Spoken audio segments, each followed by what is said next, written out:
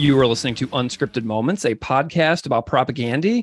On this episode, we are discussing Letters to a Young Anus, track 5 on 2017's Victory Lap LP.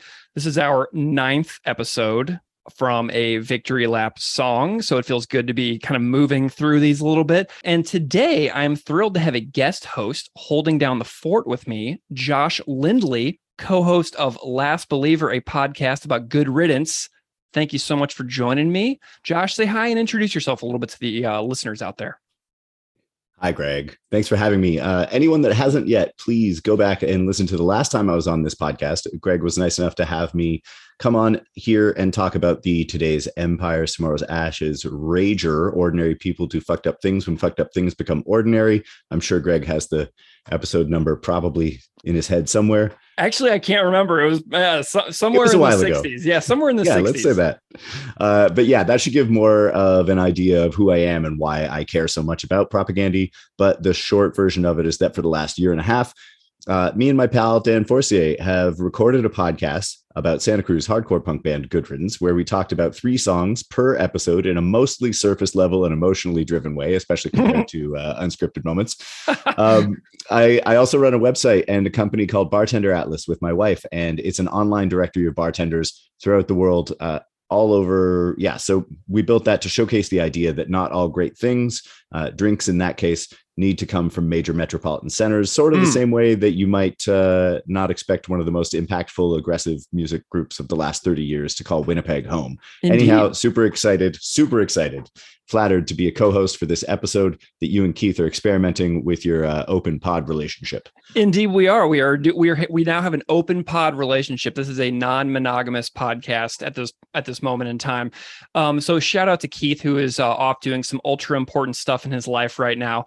But, Josh, I was thinking, you've done a Song Exploder discography-wide podcast yourself. And I mean, do you have any thoughts on reflecting on going back through that process? I'm just curious about your thoughts on that. Now that you have finished, essentially, tell me a little bit about that process going back before we launch into our tune.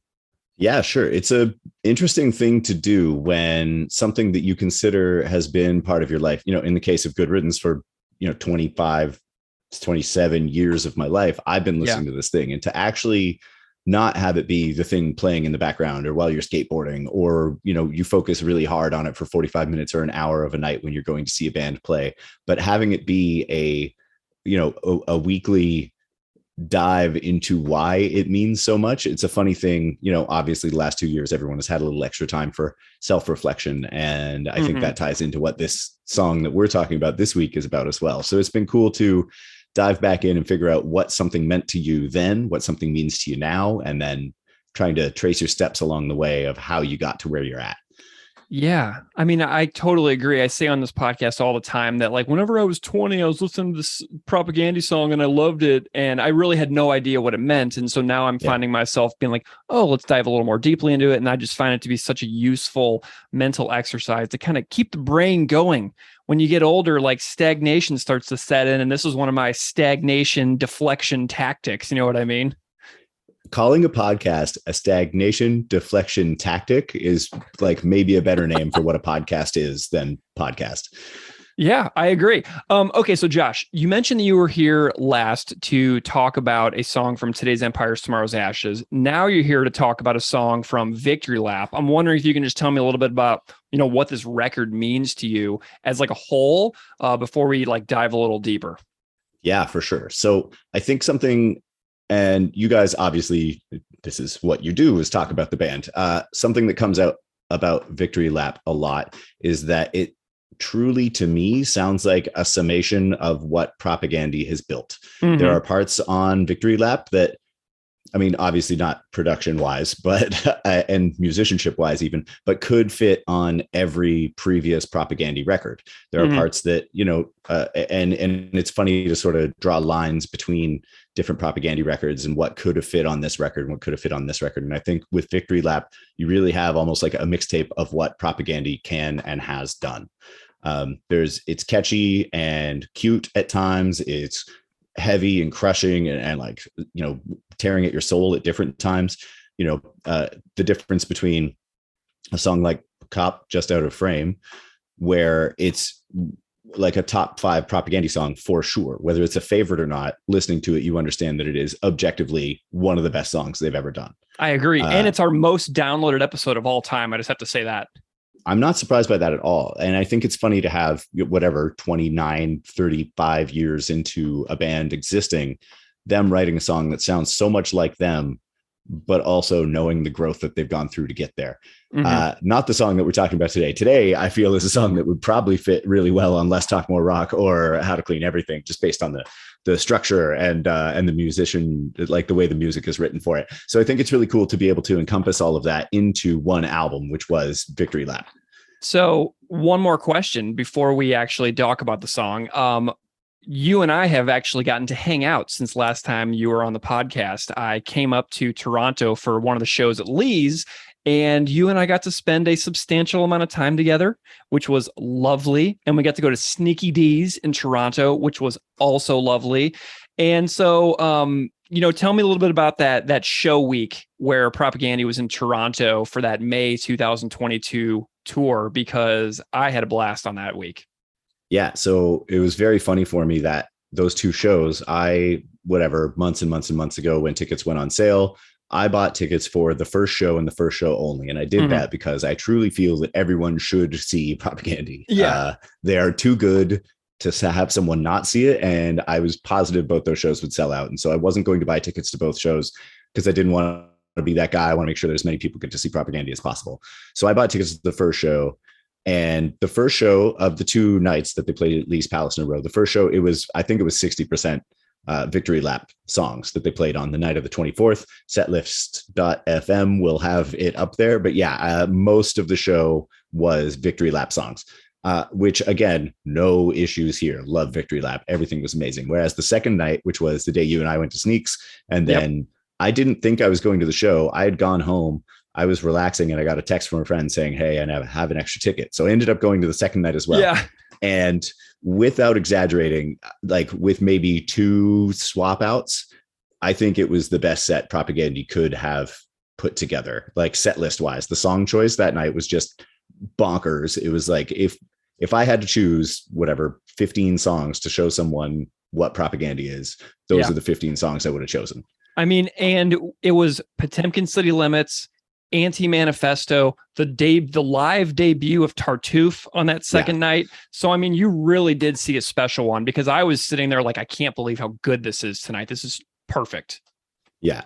One song that they didn't play on either of those nights was Letters to a Young Anus. And Greg, someone did a cover of this song for you.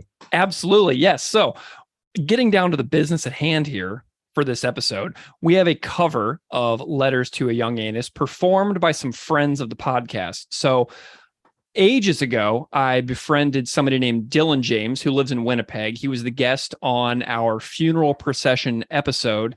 And Dylan plays drums in a couple bands in Winnipeg, and he plays in a band called Clipwing with Randy Frickus as well. Randy is the director of the Failed Imagineer video, interestingly. So Dylan has a online music project that he does with friends called the Isolation Booth. It's a YouTube music project spearheaded by Dylan and a couple of his buddies. So Dylan plays drums, and he is like, after he and I became friends, he's like, oh yeah, by the way, we have a couple songs on YouTube where we played Propaganda songs. And I was like, oh my gosh. So I went and watched, and they did Call Before You Dig, which was fabulous. And then they also did Letters to a Young Anus, which I thought was incredibly random, but it is so good. So Dylan sent in a voicemail, and his friend Kyle sent in a copy of the tune. So Dylan's going to introduce the tune, and then we'll hear the cover. So this is the Isolation Booth performing Letters to a Young Anus. Hey everybody, this is Dylan James from Winnipeg, Manitoba, Canada, and you are about to listen to a cover of Letters to a Young Anus by Propaganda. This cover includes myself on drums, my friend Marty on guitar, my other friend Kyle on guitar, and we have a couple friends from across the pond that joined us. We have Rufy on vocals and our friend Walter on bass. Both those guys Rufy is from Switzerland and Walter is from Austria. And we love those guys. We're so happy how this cover turned out. You can view this cover on YouTube as well under the Isolation booth. And we picked this song just because it rips. Simple as that. This song rips. Propagandy rips. We love Propagandy so much. And shout out to Unscripted Moments, Keith and Greg, for all that they do on this podcast and all the hard work they put into it. Thank you for listening. And we love you, and stay safe, and we'll talk to you later. Thanks for listening.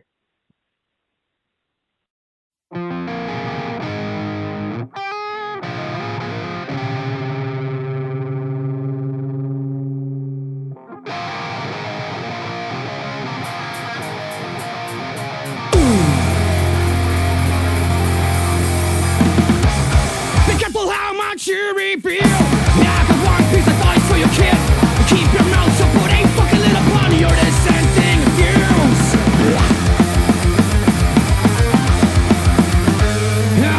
Don't arise with the feast of like a sister goddamn thing. Oh, they carry on back. Hold your tongue before you reflex the gap. There's nothing you can do. Do not allow when they vote and they be a fair and that's all surprise when they serve in the street. Water and poison, they fight how are we. Mark our little legs to rearrange the deck. Down that we go. Down that we go. Like Trump by now. If I were you, everything you see can and will be used against you when dumb as until when you blast through your head with a masonry drill. It's all downhill for you.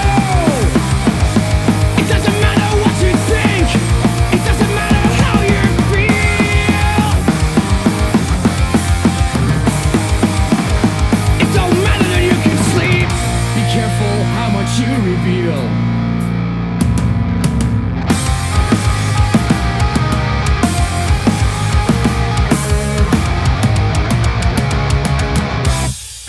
Maybe I told you so. Suppress your overwhelming urge to blow you. The same old shit for your suicide note. Trouble wording your last laugh. Unless you might find all the wrath.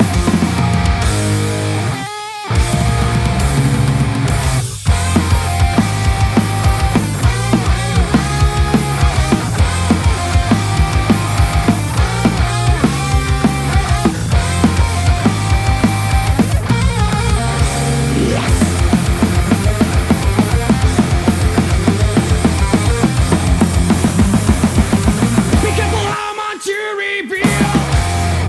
Okay, so thank you to Dylan, Marty, Kyle, Walter, and Rufy for that fabulous cover. So Josh, we're going to kind of break this down musically, and I'm really curious to hear some of your thoughts on the musical performance in general. So I know you have some thoughts on the guitar performance, the bass, the drums, maybe the vocal delivery. Let's start with guitars. What do you like about the guitars on Letters to a Young Anus? All right. I think this intro, it's, I guess you could call it kind of light as far as Propagandy is concerned. It reminds me of some of my favorite songs from today's Empires, like Ladies' Night in Loserville or Mata Camoras. It all kind of starts with sort of leading you in. And then with those two songs, the same thing, you get lulled into this sense of mellow anticipation. And on Letters to a Young Anus, it's almost more impactful because by the time Victory Lap came out, having a mid-tempo or even a slow Propagandy song wasn't so much of a shock as it would have been on today's Empires or Potemkin City Limits. I guess by the time Potemkin came out, it really sort of blew the idea of, what Propagandy sounds like, sort of got blown out and they could sound like anything at that point. Anything. It's really just expanded the sound so much. Anyway, that said, on this song, this kind of eerie intro pretty quickly jumps into one of the most capital P punk sounding riffs that Propagandy has had in a while. I couldn't agree more. I mean, it's really straightforward and in your face.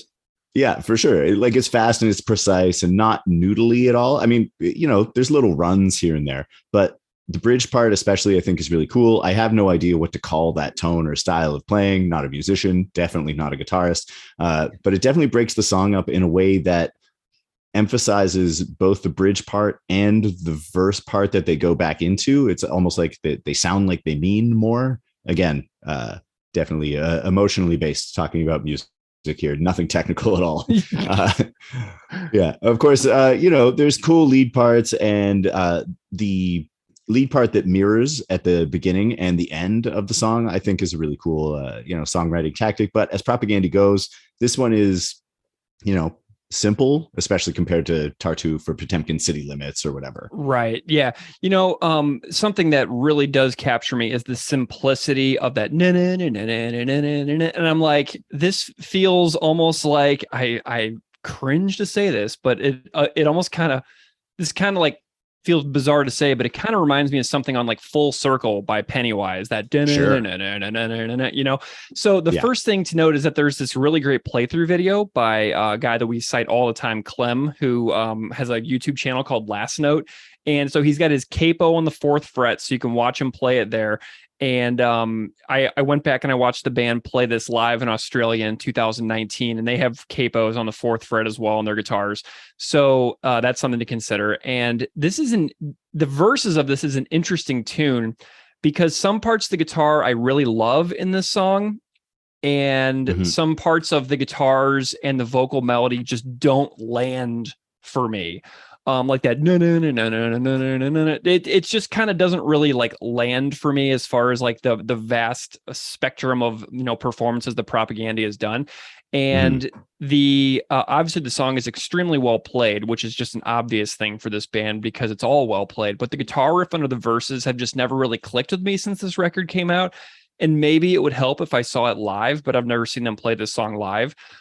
Right. Seeing something live really helps me connect with something in a way, which is why I like Victory Lap so much more now, because I've seen them play 9 of the 12 songs live. So for me, the magic in this song on the guitar is the little transition sections in the guitar, the riff that repeats a few times, that and then into the outro where they kind of get those blast beats going on the drums. It kind of reminds me a tiny bit of the outro on Rattan Cane with that super heavy outro.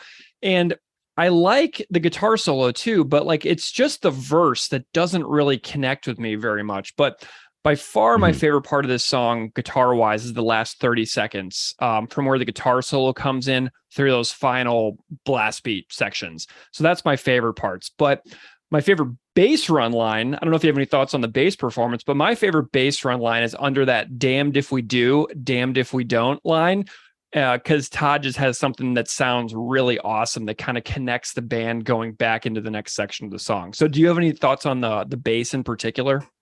I feel like Chris showed up to rehearsal one day and was like, guys, I have this song. Chris played it through and Todd heard it and was like, yeah, man, we're just going to fucking rip. Yeah. And I think that is like, that's why I like this song so much, is because you have a band that can be so studied and precise on everything. Yeah. But then sometimes you write a riff that just fucking rips. So just let it rip. You know? And I think that they said in interviews before that, they took songwriting on this album a different approach than they used to, because I know that Chris had super young kids at home and he was just kind of running around a lot. So I think that they took a little bit different of an approach. And they also seem like the kind of band where they demo material so thoroughly with so many different versions that they probably almost drive themselves insane with like how much that they rework things. That's kind of the impression that I get from how they work. So maybe this was one where they're kind of like, I'm kind of hoping this is a song that just kind of fell into place quickly and wasn't super stressful, you know?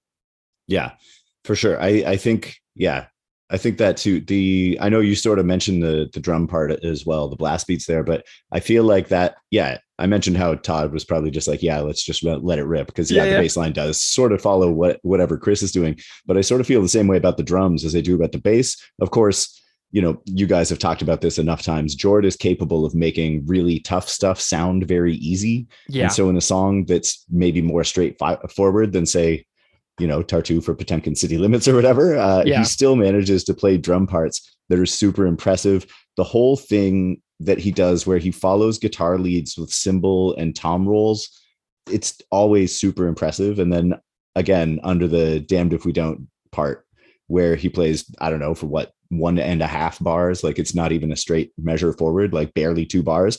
He plays that tom bass beat and then jumps back into the beat that we already are used to, and the bridge part, especially where he's just smashing through his kit, but somehow it still sounds tasteful without being overplayed or overblown. Yeah. Well, in the playthrough video of the Isolation Booth, the cover that you heard, they have a playthrough video where they're all on the screen in different little, camera boxes, little frame boxes on the video. You can see Dylan, how he goes through it, and it's awesome. The drums are so good on this, and Dylan really has a nicely demonstrated full playthrough video where you can see him play the entire thing, and you can see how much more is going on than just straightforward like pop, pop, pop, pop, pop. So there's just a lot going on there for the drums. But I tell you what, the verses vocal delivery also doesn't really click with me all that much. But listening to the cover that we included at the start of the episode kind of helped me reimagine the song a little bit.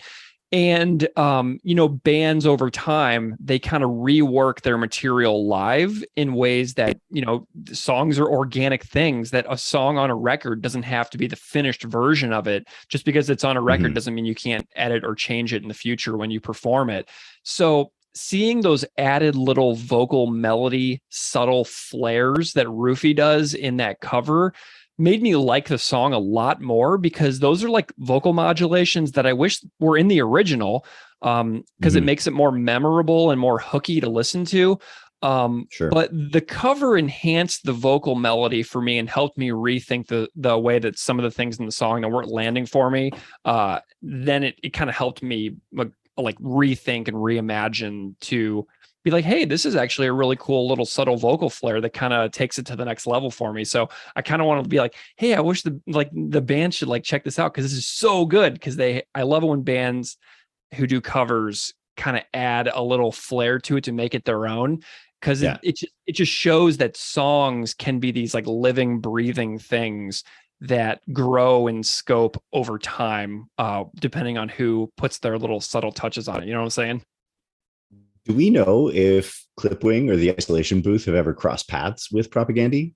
Do we know as a definitive, like, they know each other or have played shows together or whatever? Oh yeah, for sure. Clipwing and Propagandy definitely have a relationship of some kind, because Randy, the guitar player in Clipwing, directed the video. Yes, directed the Failed Imagineer video. So Randy from Clipwing is the only music video like filmer or like director that Propagandy's ever had. And I know that they all played hockey together as well. So there's definitely some kind of relationship there too, which is really cool. So there is a serious likelihood that Chris would hear this other vocal delivery. Maybe. So they did a good job on it. I really like it. And so thanks again to Kyle, Dylan, and Marty for sending over that cover and for making it, because like when you think about Letters to a Young Anus, it's not one that like would immediately jump out as being something, hey, we should cover this one, because it's clearly like I don't hear people talk about this song. People have never asked for a Letters to a Young Anus podcast episode by us. Like people have been like, when are you guys doing Highly Celeste? When are you guys doing Oka Everywhere? Like, when are you doing Coach's Corner? Like there have been so many songs that we've gotten a million requests for. Not a single person has ever said, I can't wait for the Letters to a Young Anus episode. So I'm not saying this song isn't awesome, because obviously I love everything pretty much about this band, but this is not one that would immediately jump into everybody's like, top tier, it feels like. But the fact that the Isolation Booth put so much work into that cover makes me really happy, because it was like a very pleasant surprise that it existed, Yeah, for sure. As far as the vocals are concerned for me and this track, at the end of the song, there's a very forceful, which, although I think you and I talked about this the last time I was on the show too, nothing is going to compare to the Yes and supporting cast. But like when Chris has his they're like instantly like, I'm in. I'm game. Dude. Yeah, Victory Lap is the definitive record for Propagandy. They are all over this record, and it's just wonderful. So I'm glad that you're appreciative of the as well, because they're all over this one. Oh, yeah, of course. As for the rest of the song, the rapid fire delivery of the vocals doesn't leave a whole lot of space for some of the areas that we know that Chris can push his voice to.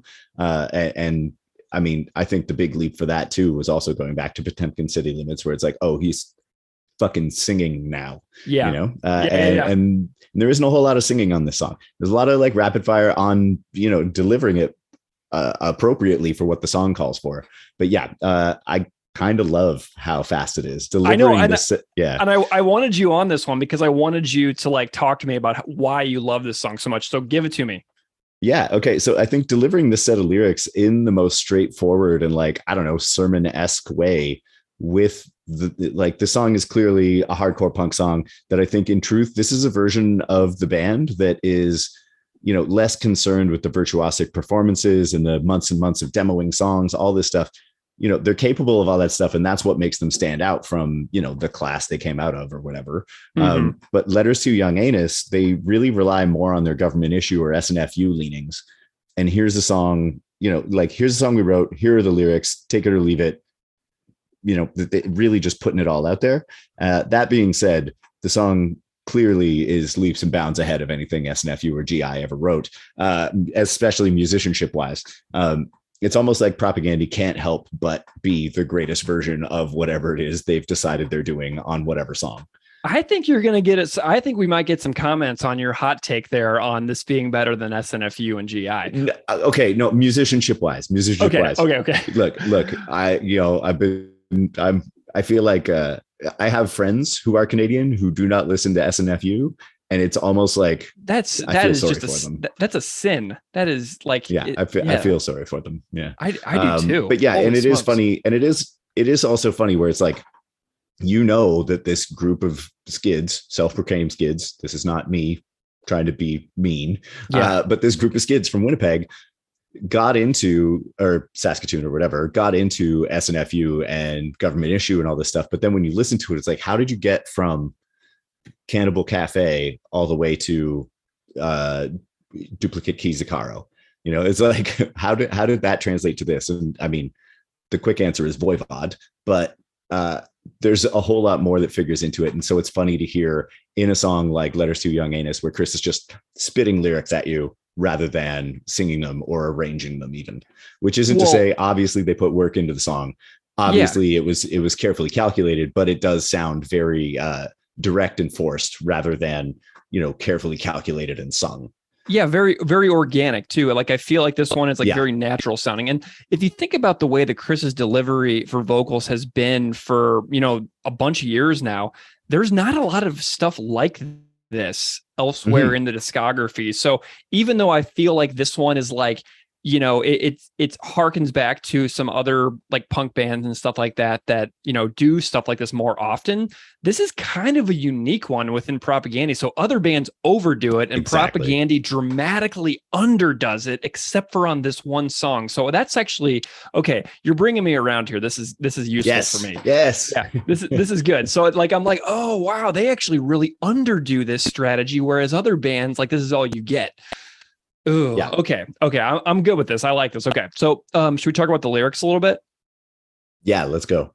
Okay. So let's kick off this discussion with Chris saying himself what the tune is about to him. So the band played Sydney, Australia on May 18th, 2019 at the Metro Theatre, and he addressed the topic of the song before playing it. So let's hear Chris's own words first before you and I go in and do our thing. Countries in the world, what is the best one? Hey, if you could write a letter to your young self, what would you say to your young self? Would you say, shut the fuck up? Because that's what I would say to my young self. And so we wrote a song about it. This is called Letters to a Young Anus.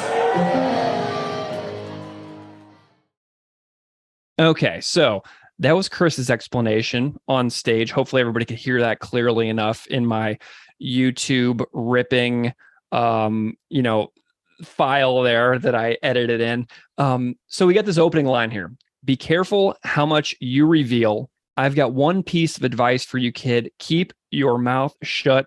Put a fucking lid upon your dissenting views. And I said it that way on purpose because that's how he sings it in the song, which I think is a really sweet little phrasing that he did. So, Josh, tell me about your interpretation of this first opening line here. Okay, so Anyone that has listened to The Last Believer, a podcast about Good Riddance, Santa Cruz, California, hardcore punk band, knows that I'm not shy about letting my own lived experiences cloud or influence how I perceive the song in question. In this case, I feel like I have been told by people, sometimes not much older or more experienced than me, that maybe whatever I think and how I am saying whatever it is I'm saying will not be received in whatever company I happen to be in at that time. Mm-hmm. And yeah, most of the time the person telling me this is doing so because they want to see me excel at whatever. And it comes from a place of care, but also acknowledges that whatever I'm talking about, usually something I'm opposed to, will not be welcomed by the people that I'm expressing it to in the way that I am. It's more for me a way of saying that you should know your audience before trying to make an argument. Putting a lid upon your dissenting views in the way that I read the stanza is a warning, but not from someone trying to convince you to not say anything, but instead is from someone that, is kind of on your side, like a comrade, rather than someone that you're opposed to. Someone that maybe holds some of these same views, but has seen what happens when these views are expressed in certain circumstances. And in trying to save the speaker of these views any trouble, they're sort of like letting you know, like, maybe you just want to chill a little bit. So personal story that I think of, and I thought of the first time I ever heard this song was in the 10th grade. I was asked to not show up for homeroom because I refused to stand for the national anthem.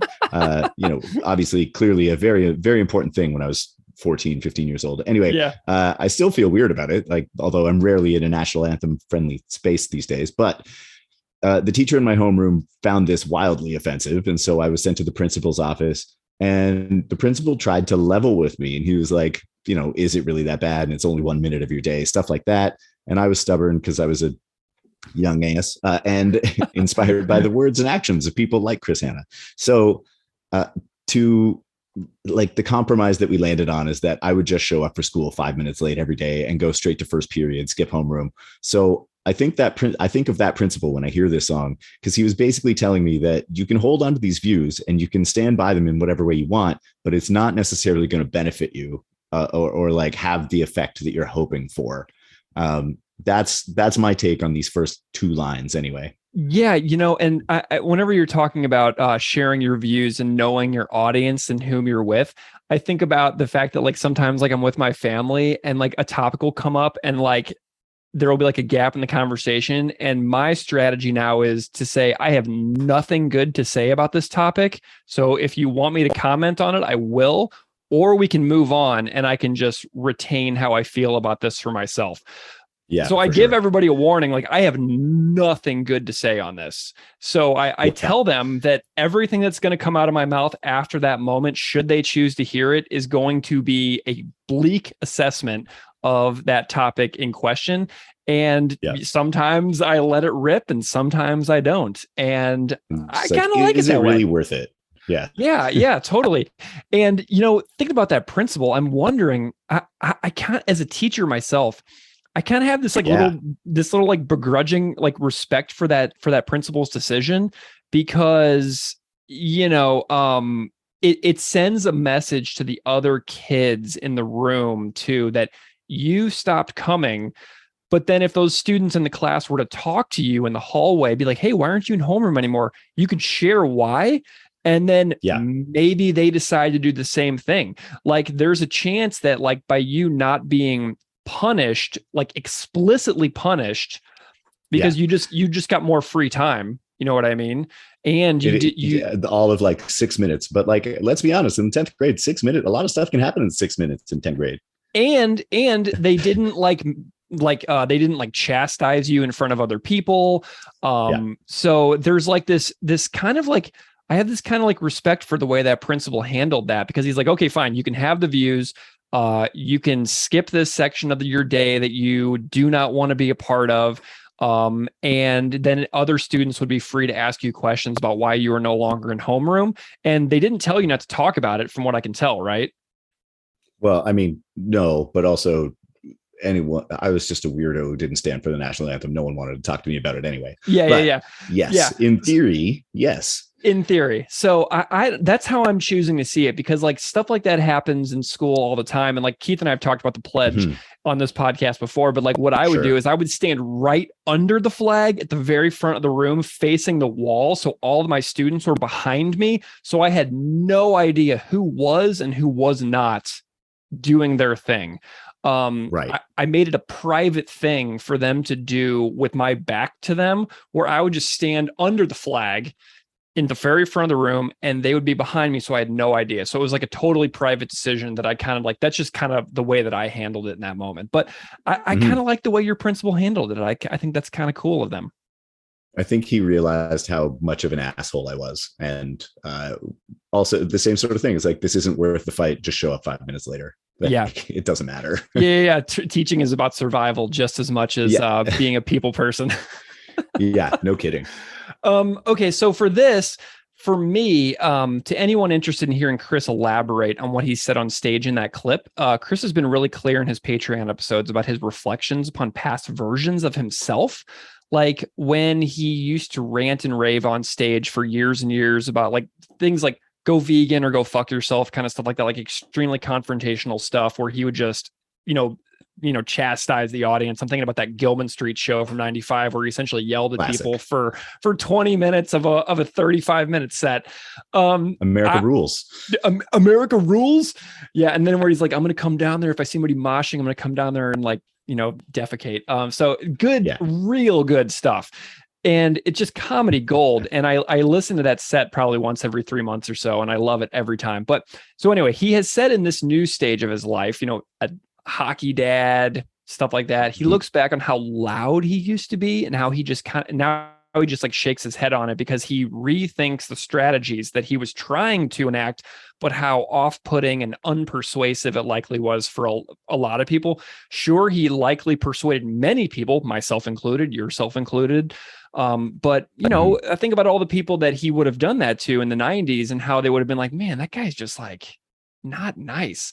But it cracks me up when he's like, little Chrissy couldn't keep his little pie hole shut because he feels like if he hadn't been so visible in his rage about certain topics, he could have approached activism in different ways and been a part of more effective methods of subverting the animal industrial complex through the underground animal liberation movement. He's like, I used to run my mouth so much that I would be suspect number one in things like, subverting an actual animal industrial facility.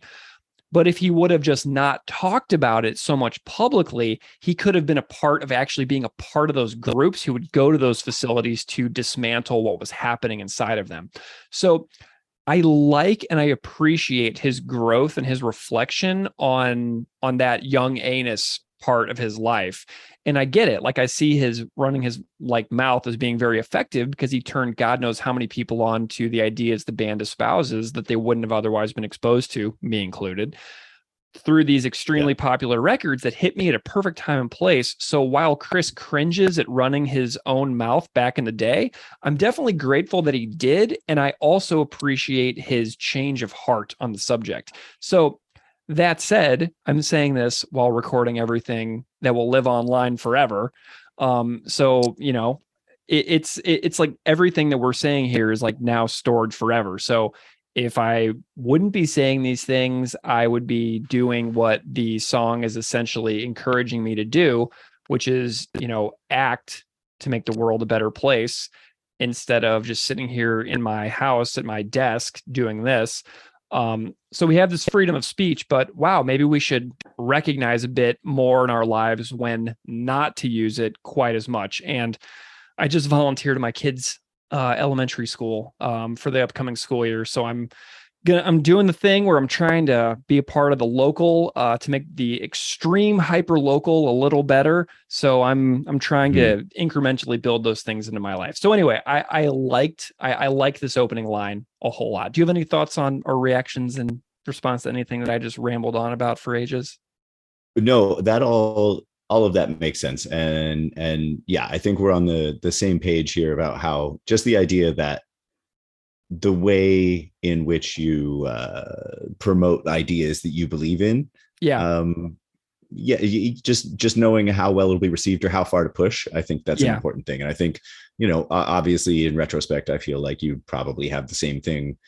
All the traveling you've done in different classes that you've worked in and taught and whatnot. There's Yeah. probably different ways that you would have dealt with things if it was presented to you now. And I know, like I'm saying, I'm embarrassed as hell about how I was when I was 15. I got sent to the principal's office for not standing for the national anthem. But at the time it was important, and that's why there's songs like "Letters to a Young Anus." Yeah. I mean, and that's like a personal connection to you where it's like, wow, I really love this song because I'm thinking about my own self. And whenever a song can connect, when you connect with a song on a lived level, I mean, that only enhances one's enjoyment and internalization of that song. So let's go to the next line. Don't roll your eyes when they face the flag. We already talked about that. Or stitch the goddamn thing on their carry-on bag. Hold your tongue though your reflex is to gag. There's nothing you can do. Tell me about your thoughts on this line. Okay, Greg, I think this song. This is the other thing. This song is very funny as a Canadian. I'll talk a little more about the whole flag on the backpack thing in a bit, but the idea that someone wrote that into a song is super funny because it's just like an ongoing thing. Anyway, first of all, though, I think that the respect dedicated to pieces of cloth with symbols on them is stupid. And as a species, we should really move beyond it. Flags don't actually tell you anything about the country they represent. How could they? There's people, especially so the Canadian flag, which I'm sure everyone can picture in their brain. There's people that'll tell you about how the red sides of the Canadian flag represent the oceans on either side, and there's a maple leaf in the middle, and I refuse to actually research this. I'm pretty sure that a maple leaf is not the most populous tree in the country. Anyway, supposedly that will represent the country. I'm sure that there's a joke about how there's snow and that's what the white is. But anyway, how is a red leaf supposed to tell you anything about the country, or that we have more fresh water and other natural resources than almost anywhere else, or that the country is built on a legacy of genocide and brutality that is far too common on this quadrant of the globe? So to place respect on a piece of cloth does warrant that eye roll at the very least. Also, I'm going to go out of my way here. This is me going off my notes. This applies to punk logos as well. The amount of old men, because I feel like that's what we are now, that get mad about teens wearing Black Flag or Nirvana or Misfit t-shirts. It's just a symbol, and it doesn't, like, maybe it means something, but also how much weight are you putting into a symbol, and you're just really opening yourself up to being made fun of. Anyhow, this may or may not be one of the dissenting views that makes this song ring so true for me. Okay, the whole sewing a Canadian flag onto your luggage thing. I'm dying for this. I'm ready for it. So far as I know, it's totally true. And this is something that from the time you're like a kid, I grew up in not rural, but very small town, Ontario, Canada. This is something that, like, we're all told forever, is that Americans pretend to be Canadians when they're traveling. For reasons that have been explored many times on Unscripted Moments. Americans don't often have the best reputation as world travelers. And like your whole life, you're told this: Americans will or would often sew a Canadian flag patch or a maple leaf onto their luggage, backpack, jackets. And the idea is that they will be treated better, more politely while traveling abroad. And I know that in my personal experience, when I visit, Australia or Mexico or Scotland, Morocco, whatever, I have found that when people figure out that I'm Canadian, their tune changes just a little bit, though. Like, I'm still, a white North American man, but the gagging at the idea of someone doing that, or being like, gag at the idea, instead of, trying to be more polite or working within American society to be more fair or reasonable or caring or any of that stuff. Like, do we have time for that? Or can I just sew a leaf on my backpack? That's where, and so I can understand how, it warrants the eye rolling and the gagging, I think, is the idea of just like, I could do real work, but instead just going to sew this thing. And to find out that it's true is really funny, because honestly, you tell your kids so much shit when they're little, and then when you actually grow up and see how the world works, it's like, wait, no one actually does that, right? The truth is, people actually do that. Yeah, for sure. They definitely do. And, I first started traveling intensively in like 2004. And, I went on a backpacking trip to Europe from the US with my American friends. And none of us actually had Canadian patches on our backpacks, but we definitely talked about doing it before we went. Yeah. And what we did is we went with no patches of any kind. And, whenever I travel, I'm kind of a quiet person. I don't talk on trains. I don't talk on planes. I don't talk in airports. Like, I just kind of do my best to just kind of blend into the background as much as a 6'5" white guy can blend into the background. But I don't open my mouth. And like, whenever I had this distinct memory of being with my mom, and I hope this doesn't sound like I'm roasting my mom, but it's really true. I was with my mom on a train in the UK, and she was just talking. And I'm just like, and I'm just like, zip it. And so it was just this subtle difference that I noticed between myself and my mom when we were on a train going to Brighton one time. But this is definitely a phenomenon. I don't think that I know anybody who's ever lied about being Canadian with a sew on patch on their bag, but I have seen many Canadian patches on bags in airports in numerous countries around the world. So I have no idea if those people were actually Canadian or if they were Americans doing the faking it thing. But I love that you and I are on other sides of the border here. I mean, even though you're only like an hour and a half away. To talk about this phenomenon of putting these patches on luggage, like there's nothing you can do, which also resonates with the Purina Hall of Fame lyric. There's nothing we can do.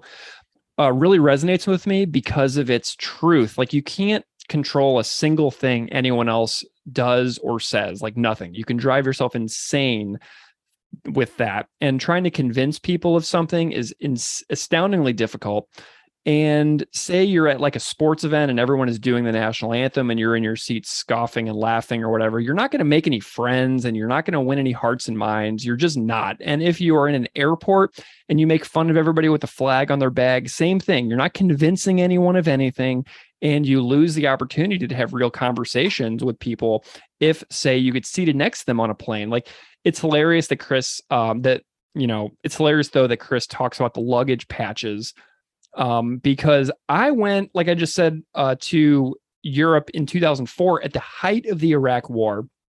Right. And that is when we were like, that was like the main reason why we were like, were you wearing, I know you weren't wearing a Canadian flag patch or a maple leaf sewed on your jacket or anything. Were you wearing a Not My President t-shirt? Because I feel like 2004 was the height of the Not My President t-shirt. I do not remember packing that, but here's what I did do.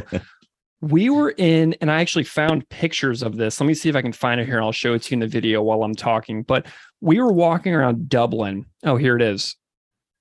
Oh yeah, sure. So here's Amazing. A poster. I'm Giant showing Josh. Bush sign. Yeah. I'm showing Josh a poster of a picture that I took in 2004.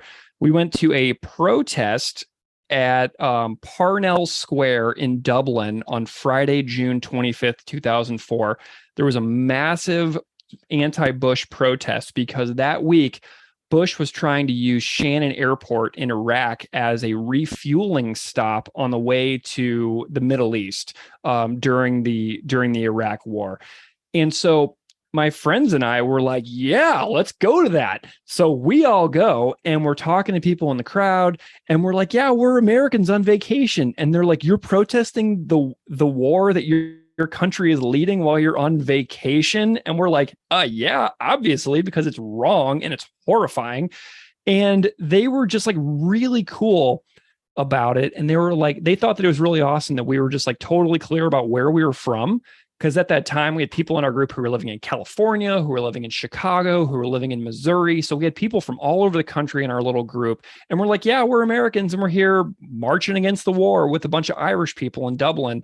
And we were getting high fives and people were giving us beers. And it was just a really, really cool experience to like not lie about where we were from, not fake that we were Canadian, and just be totally in solidarity in the moment with the people who were having an airport in their country attempted to be used for a warring purpose. And that's just a massive memory that sticks out to me about that time and place that this song kind of reminds me of, Yeah, for sure.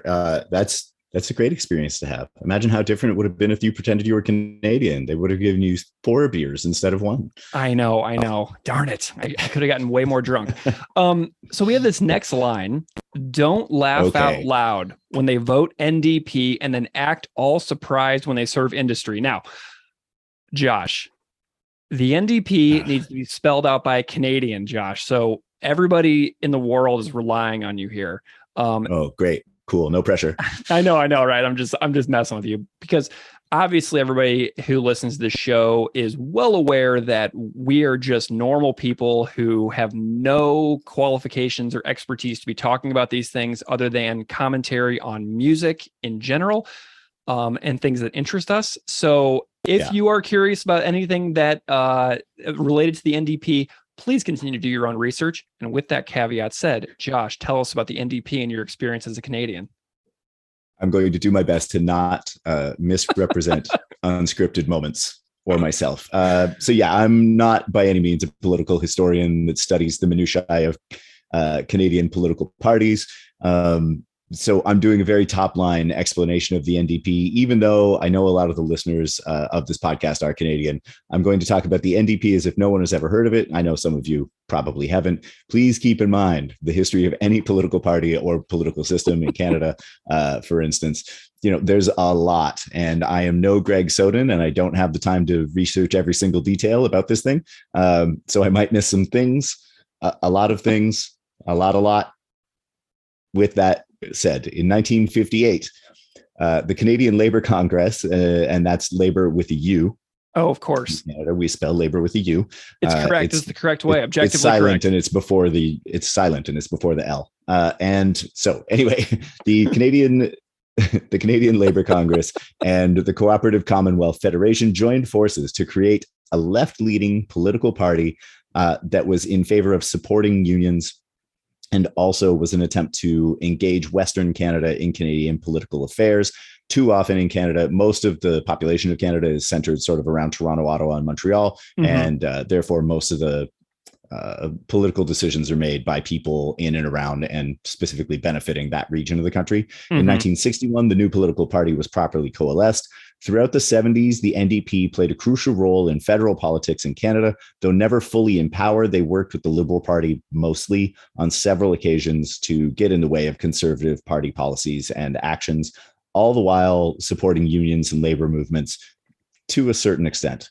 In 1980, the first Prime Minister Trudeau, that's Justin's dad, our present Prime Minister's dad, was Prime Minister 40 years ago. I feel like there's a whole other podcast about how that happened, but he made an offer, Pierre. He made an offer to the NDP to form an alliance, and the NDP party realized that wouldn't really benefit them. And so it never quite went through. They didn't accept the proposal. Towards the end of the 80s, the NDP was picking up steam nationally and had a total of 43 seats in Parliament, which is pretty high.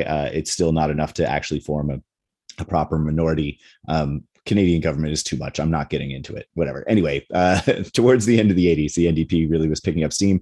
However, the left vote was and is still often split, and Liberals almost always come out on top in that equation. So in the early 90s, there was a lot of dissent within the NDP, some squabbling that led to a real lack of confidence in the NDP in general. And then in the early and mid 2000s, it showed some promise. There was a guy named Jack Layton, and Jack Layton is pretty well loved Canadian, mostly. I don't know. He started working with the NDP, and everyone loved Jack Layton. He rode bikes and he drank beer and he played shinny. Shinny, by the way, is pickup hockey. For any of the non-Canadians listening, he was a charismatic leader for the party, and he introduced ideas like proportional representation to the party's platform. Unfortunately, the party has never really come out of third place in federal politics in Canada. Even in the most recent provincial and federal elections, the left vote, like I was saying, is definitely split, and nothing really changes that much as far as which parties call the shots.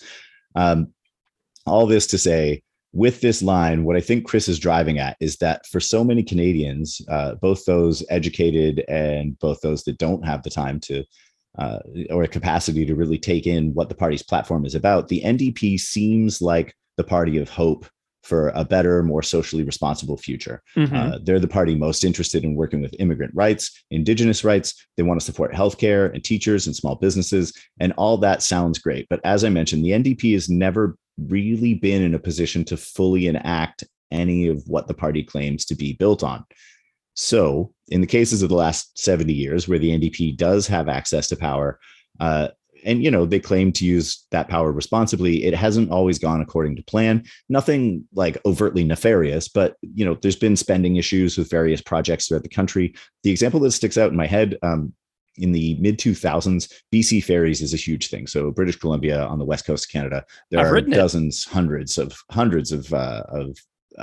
islands, and they're all serviced by BC Ferries. It's an organization. It's such a crazy undertaking to imagine organizing BC Ferries, but the NDP was in power for a while on the West Coast, and they couldn't quite balance the books. And, it may have been looking for bailouts while they were supposedly in power. So this was like their chance to do a thing. But again, I'm not super well versed. So what I think Chris is saying is you can't act surprised when NDP does get voted for. Surprise, they end up in power and then they end up having to serve industry. We can't truly expect a party with what can be called lofty ideas to be able to fully commit to enact any of those programs that they claim to stand for. Everyone wants to make the world a better place, and a lot of Canada's GDP comes from companies that are directly opposed to a lot of the stuff that the NDP claims to be for. And with this line, I think Chris is warning the young Anus not to hold anyone to a standard that you think you can participate in and believe that this system of government could ever be anything but controlled by industry. And of course, we know this because we're dorky punks who read this stuff and know that you can't trust the Canadian elected politicians at all. And so it's hard to not laugh at someone when they put all of their faith, all their energy into supporting this political party as though it will actually change anything. Yeah. Apologies to anyone who is an actual historian of Canadian politics. Hopefully I didn't get anything too far wrong. Well, I'm actually really blown away. And so that was really helpful for me as well. And Damian Abraham was on our state lottery episode, and he did a really nice explanation too about some of the Canadian politics and his experiences with that. So I think that what you just said kind of connects to what Damian was talking about a lot on the state lottery episode. So those two comments sort of connect. What? Yeah. How about this one? This just popped into my head 1,000 years ago when Fucked Up. I think it only showed up on their demo tape. I don't know if they ever properly recorded it, but they had a song called Municipal Prick where they maybe went after Jack Layton in the lyrics of Interesting. Municipal Prick. Again, this is 20 years ago now, so maybe I'm remembering that wrong, but yeah, that's funny. But yes, Damian, obviously, Damian has always been very more politically aware than I am, for sure. Yeah, and I was thinking a lot about what you just said about I think in my experience, like the great example here in this country would be the Obama 2008 election, talking about healthcare policy for all people in response to sort of like the Michael Moore, like Sicko documentary that came out like during mid-Bush presidency, where it talks about how basically every other industrialized country in the world has all this, like these access for, universal access to healthcare that doesn't make you go bankrupt like we have here in this country. And so Obama was kind of like running on that, and everybody was super psyched. Even like my punk rock liberal friends were like, everybody's going to get universal healthcare. And then of course, that doesn't happen. And there is a wonderful history of the healthcare movement written by Dr. Lindley, who is a professor at the University of Hawaii, who wrote a book called Single Payer Healthcare Reform. And it's all about the grassroots movement of trying to establish that. But like one of the first things Obama did is like he removed the single payer option from even being remotely considered. So like you run on this thing and you say it, and then you actually get in, and then you remove like the one thing that is like that everybody's really hanging their hats on. And then it's just one of those experiences, man, where it's like this massive buildup and then this crushing disappointment when everything fails to actually deliver. So that's kind of like my experience of connecting deeply to an issue and then having it fall flat on its face. Does that make sense?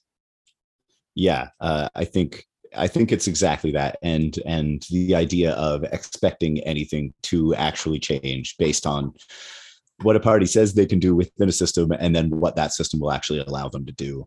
Yeah. And putting too much faith in that is where you end up laughing at people who believe too hard in something.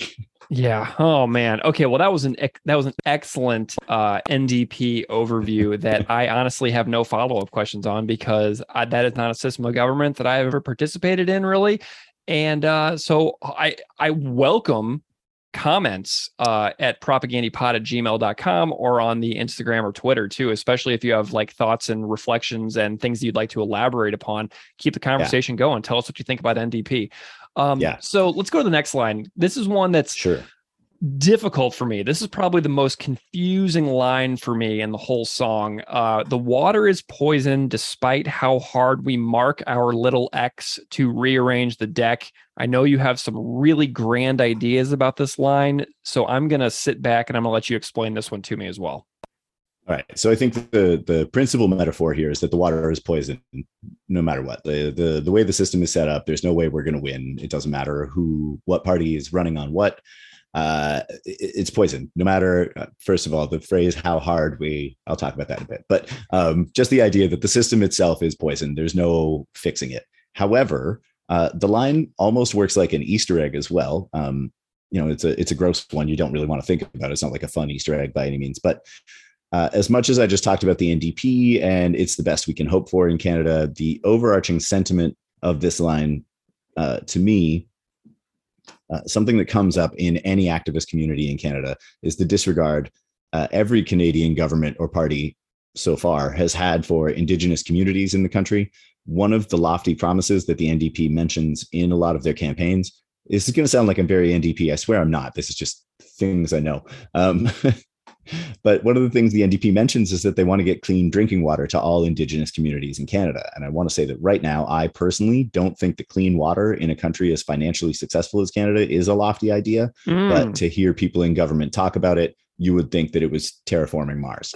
Anyway, having Chris sort of sneak that little reference into the song. There's between 61 and 89 different Indigenous communities in Canada that don't have safe drinking water for consumption. There's water advisories on so many different communities. Anyway, it's truly outstanding songwriting, I think, lyric writing, that Chris managed to fit this in after the line about not being able to fully trust the NDP. I think that's cool. It's just another little tangent to go on. I know in the US, there's a lot of talk about Flint in Michigan and how there hasn't been clean water there for more than a decade, something like that. Long time. Yeah. And the communities in question in Canada, and this isn't meant to like compare or whatever, but most of them have never actually had proper filtration and plumbing systems installed.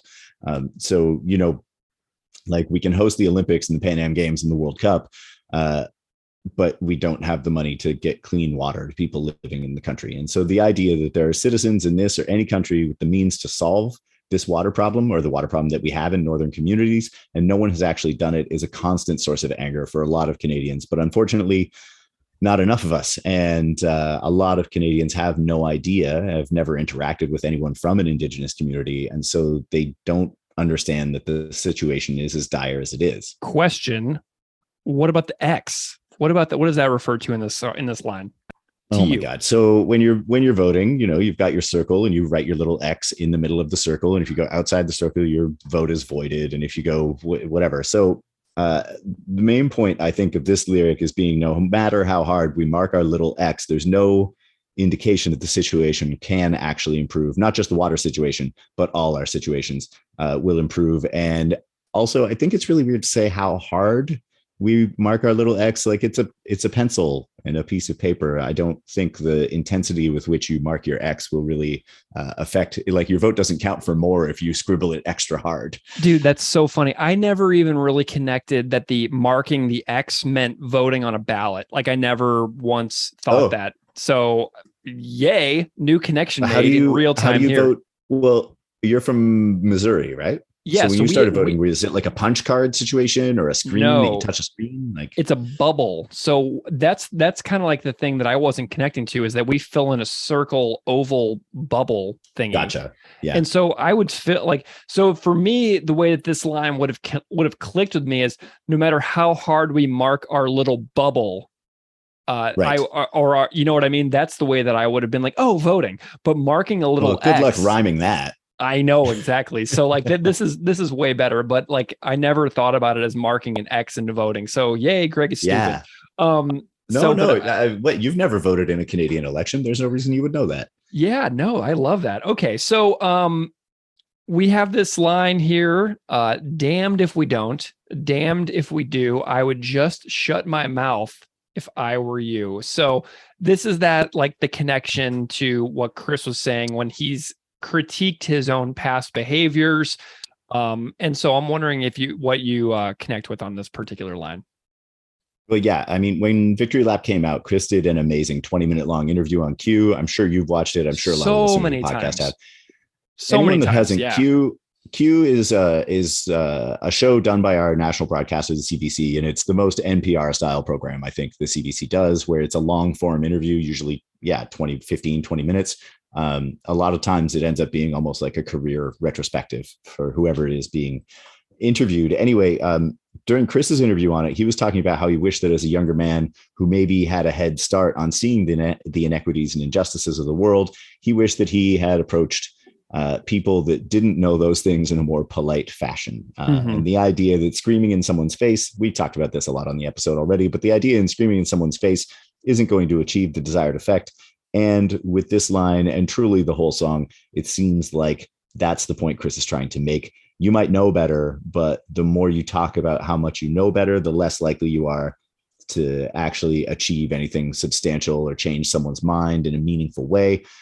Talking about the things that you have decided you are for or against is not always the best way to promote those ideas. And maybe if you just shut up and do some real world work, things can improve. Also, people don't like being told that they're wrong. And yelling at people and it'll negatively affect them actually wanting to hang out with you and do better and learn things. So the advice to just shut your mouth might end up leading to a more positive outcome. Yeah. Mostly I just wish I'd heard this song when I was like 18 or 20 or 25 or 28 or 35 or whenever, it's like, it's mostly, I'm embarrassed about every previous version of myself as well. Yeah. Well, I honestly, though, that's actually a pretty healthy thing too. If you're embarrassed about your past self, that means you have assessed yourself and looked at yourself and chosen growth instead of ignoring your own problems. Because I have plenty of problems, but every day I'm like, okay, I need to work on this. I need to work on that. So I'm like constantly being an assessment of oneself is like the biggest form of self-love that you can have, because if you tell yourself that you're capable of change and you look at the things that you do that you would like to do better in the future, that just means that you believe in yourself as an entity who is able to grow for your whole life instead of just in your adolescence. So that's what I love about that. And that in reference to that CBC Q with Tom Power interview that you mentioned, we had Mitch Pollack on the podcast, who is one of the producers. Yeah. He produced that segment. And so Mitch was on our Potemkin City Limits episode. So if you want to hear the story of how Chris came to be interviewed with the CBC for that Q with Tom Power interview, go back and listen to Mitch's segment on the Potemkin City Limits interview in episode 71. So Josh, we've got this next line here. Everything you say can and will be used against you, and dumbass, until you get that through your head with a masonry drill, it's all downhill for you. And I love how funny this line is. It's so hilarious. Like the young Chris, so loud, so talkative, potentially unhearing some things, would need a masonry drill to get something new into his brain to convince him of something that he didn't already believe. So Chris was clearly an insanely smart guy, very well read, very curious to learn all the stuff he did in such a short period of time to put together these basically timeless songs. So there was no critique here about Chris's intelligence and curiosity, but the fact that he realized that in some ways his life was much harder and he maybe accomplished less than he might have otherwise done so had he listened more, is a lesson I wish many people had the ability to learn.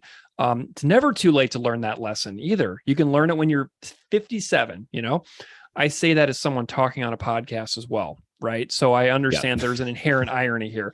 The podcast is by far the time in my life when I speak the most.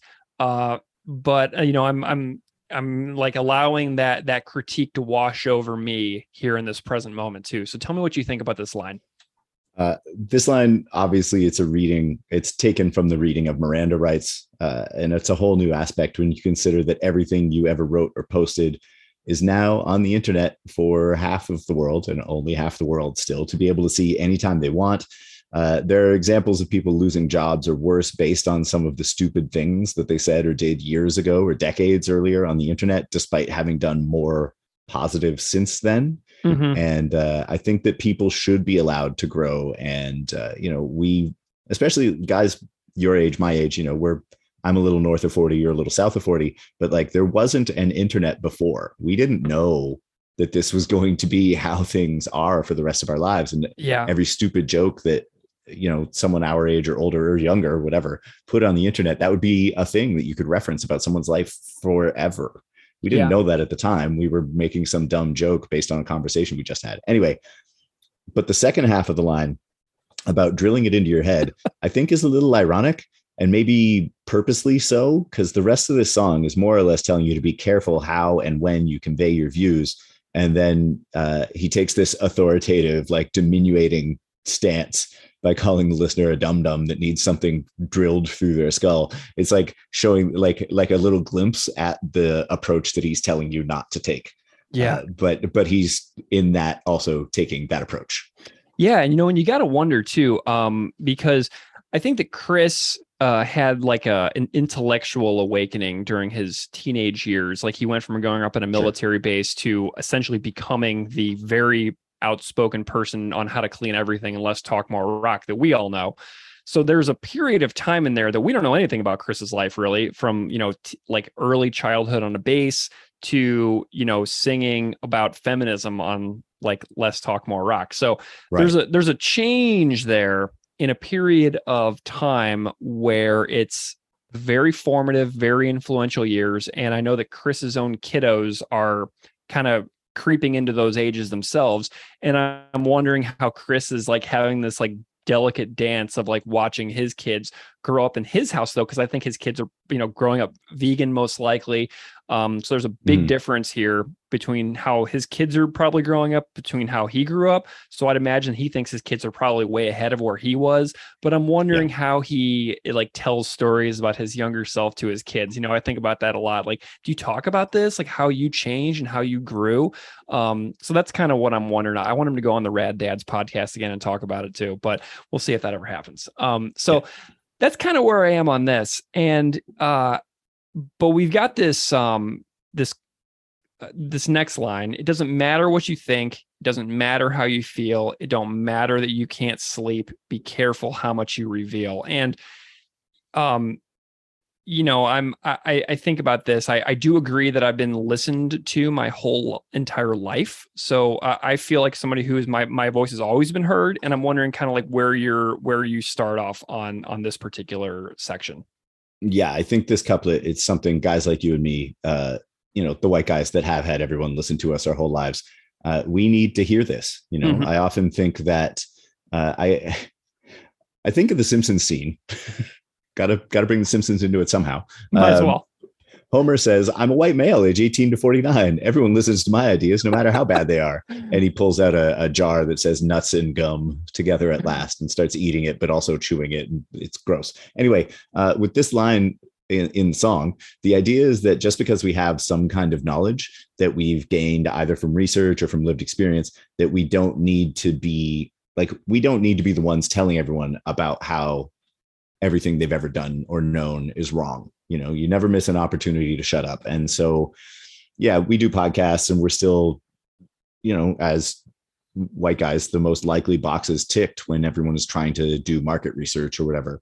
And while the context of the song I'm sure this isn't a call for representation so much as a call for reflection before shooting off your stupid mouth. Yeah. I've been given so many opportunities in my life that I didn't deserve on many occasions. Something that I noticed after I became a teacher is how I kept being offered opportunities for professional advancement when I was very early in my career. And at one point, it was even alluded by one of my bosses that I was like on a principal trajectory for like a building principal at a high school. And I was like, I've been a teacher for 2 years. Like, I don't know what I'm doing at all. And you're sitting here talking about how I'm like on this path.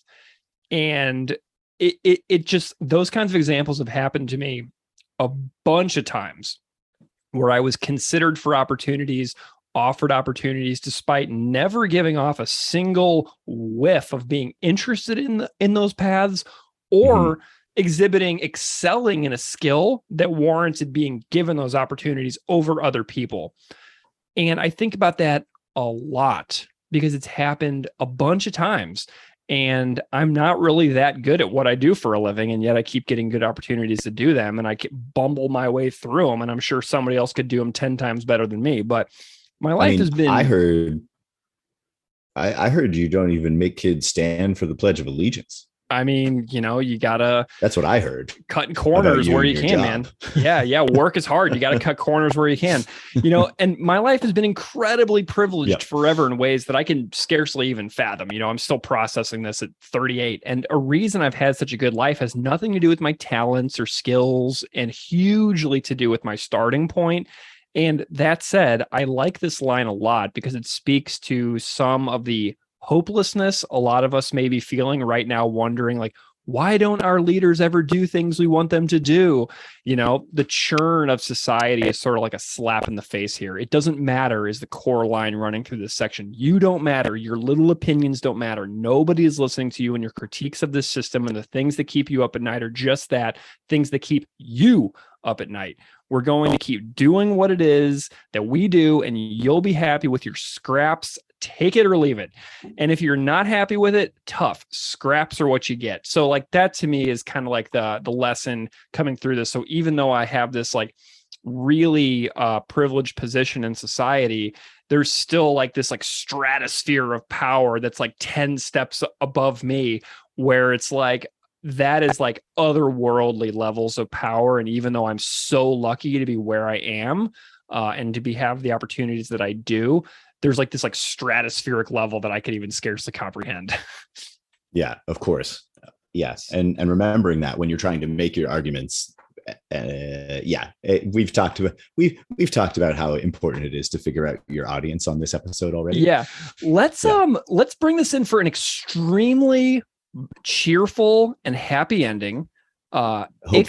Ixnay the I told you so's. Suppress your overwhelming urge to gloat. You can save all that shit for your suicide note. Trouble wording your last laugh? I'll lend you my final draft. Be careful how much you reveal. Bleak stuff. Does anyone do darkness better than Chris Hanna? I don't know. Like, not that I can think of off the top of my head. Like, this sort of connects to the very cheeky and open to interpretation, gonna get a load of what I got planned line that closes out Zoocosis later on the record. This also reminds me of Chris's longtime Twitter bio of I told you so, which was the Propaganda official Twitter bio for like a year. And for years and years, Chris has been pointing out ways that this system cannot be reformed. And the past 3 years have continued to get exponentially worse.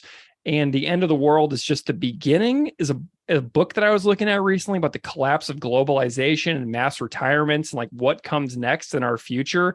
And I'm like, whoo, this is dark stuff. So tell me what your thoughts are on this suicide note conclusion that we have here. Extremely grim. Yeah. Yeah.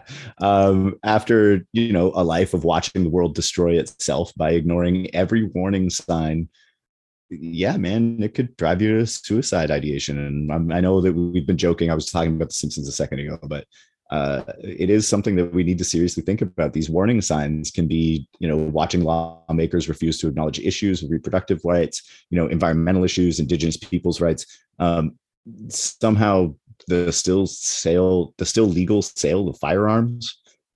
I don't know. It gets intense and overwhelming, and none of us are in a position to actually change any of that. And that could crush you into feeling so much despair that, yeah, you don't want to be around anymore, and that idea put forth, at the same time as someone not wanting to gloat because they foresaw how awful everything was getting. It's a weird juxtaposition to have the idea that so well what the system does, but the system forces you into being a victim almost of yourself and the hopelessness that you kind of have forced upon you.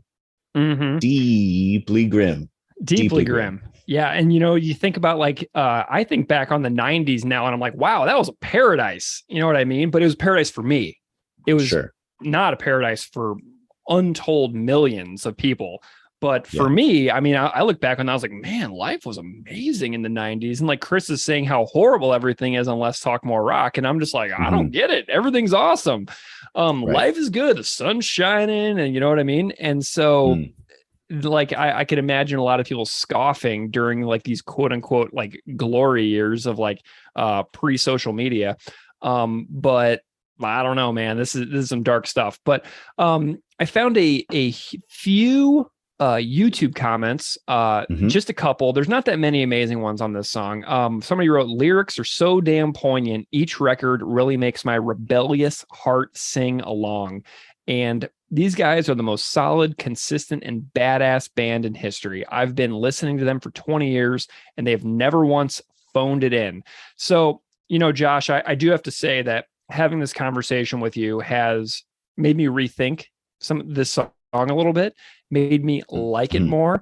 Every time I have one of these conversations about these songs, I wind up liking the song in new ways. And this conversation has been hugely helpful because you've helped me see this is almost like a local song. Like it's helping me be like, this is like something that is very local to the songwriter, local to the band. And it helps me kind of connect to some of the things that Chris has said in the past about how he wants to make his neighborhood a better place. And so they're like zooming in on like some local stuff here, which I really enjoy. So you've elevated my appreciation of the song. But one of my takeaways is that I struggle with hopelessness. I think maybe I listen to too much propaganda a lot of the time, and I get a little down in the dumps, and I get a little fatalistic and a catastrophist, but I feel like it's warranted a lot of times because I'm otherwise a pretty cheerful and outgoing and social person. But I was recently on vacation with my family, and when something would come up related to the state of the world, like I said earlier, I'd just be like, I don't have anything good to say about this. So when someone asks me to like elaborate, like I've gone on rants about where I see the future of the world going, but I'm also just me. And so I'm thinking about what I can do. And so perhaps I got through to someone when I speak up on things like that, like when I go on these little rants, but like I didn't make the family vacation better by saying some of that stuff. So it's like a cost benefit weighing of options of when to speak up and when to not. And just like, can you like catch yourself in the moment when you're about to go down a really dark path and potentially ruin an entirely positive situation?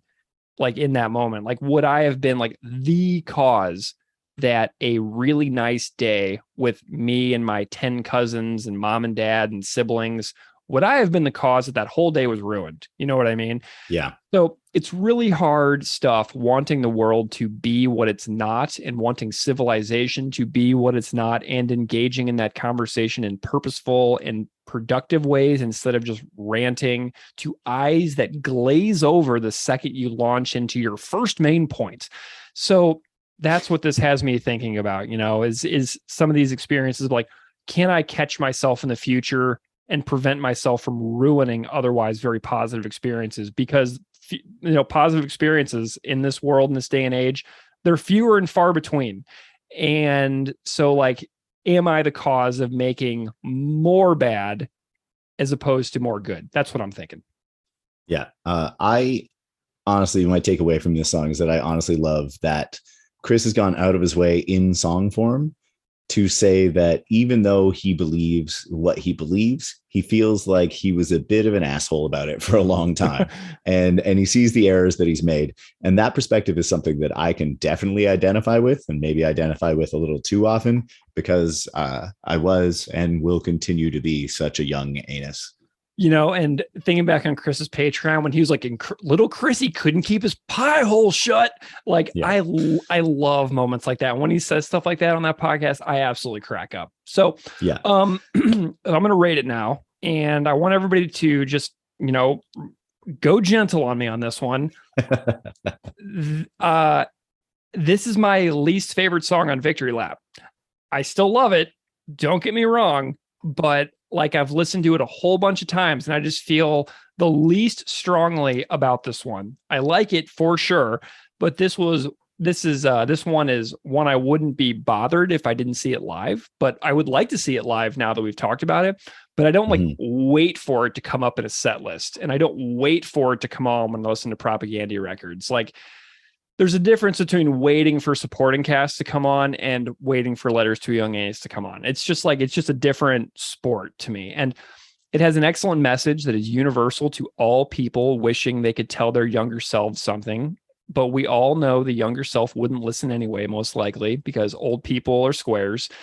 So I like that the song is super relatable, but seeing as how this is my least favorite song on the record, I cringe. These words are coming out of my mouth. Like I'm like grossing myself out right now, just so you know. This is not easy to say. And seeing as how I like most songs, most Propaganda songs more than this one, I'm going to give this one a 2 for me. Just me personally. I'm not saying that anybody out there thinks this is a 2. It's obviously a great song because it's Propaganda, but this one isn't really my thing as far as Propaganda goes. But it's obviously better than a bunch of stuff from Quality and Quantity and several songs from How to Clean Everything. But for later era Propaganda this one is the one that works like near the bottom for me. So tell me what you think now. I'm super sorry, everybody out there who hates my 2. Well, honestly, Greg, I would say I think this is maybe my favorite song on Victory Lap. Yes. I'm super happy to hear you say that, because like now we've got 2 ends of the spectrum here, and that actually couldn't be more perfect. Tell me why. The thing. Okay. So just for some context, just because it's my favorite doesn't mean I think it's the best. Right. You know what I mean? Sure. There's objectively, we mentioned Cop Just Out of Frame. I think Zucosis is fucking insane. Yeah. But I like this song a lot. So because no one knows me particularly well, they've been listening to you and Keith rate these songs for 2.5 years, a while. Insanity. Yeah. But no one knows me particularly well around here. So for context, the songs that I would call a 5: Supporting Cast, Without Love, Mata Camoris, Resisting Tyrannical Government, Rattan Cane, Speculative Fiction, like those are 5s for me as far as Propaganda is concerned. So I'll give Letters to a Young Anus a hard 4. Okay. It's a little simpler than a lot of what the band can do, both lyrically and musically, but that simplicity makes for an impact that outstrips a lot of the rest of the band's catalog as far as, just pure intensity.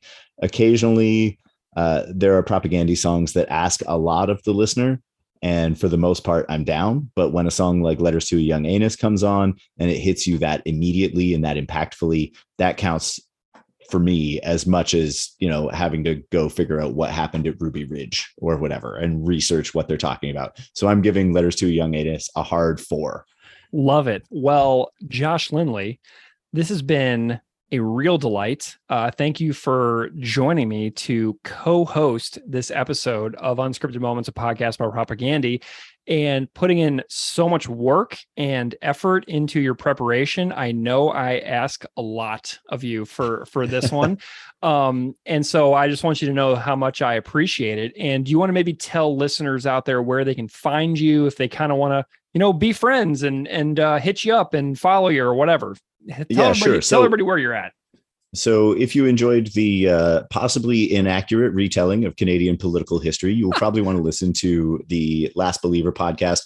We did 65 episodes. There may be more coming out. But in theory, we finished it a few months ago. And so that's me and my friend Dan talking about the works of Good Riddance. I feel a very not as much musically, but definitely politically and spiritually connected band to Propagandy. Definitely. Obviously the other side of the world, but so we did 65 episodes of that. It's called Last Believer, a podcast about good riddance. And if you are interested in bartending and liquor, and I know, Greg, we were joking about doing a bonus episode about how vegan any liquor can be. It came up on the mutual friend episode, and I was like, dude, you got to call me for this stuff. The answer is no such thing as vegan liquor. Anyway, that's the top line. So if you want to message me about that, you can do that at Bartender Atlas. I'm also on Instagram at josh.f.lindley. It's private. I will probably accept you, especially if you send me a message saying I heard you on Unscripted Moments. Anyway, that's how you can find me. Greg, thanks so much again. I know that Keith has some very physically big shoes to fill as far as doing the podcast. Hopefully Keith hears this and approves. I know you and I get along. I've never met Keith. I feel like I really need to impress him more than I need to impress you. So thanks again for having me on. It was fun for me to go through and go this deep into a band and a song that I love the shit out of.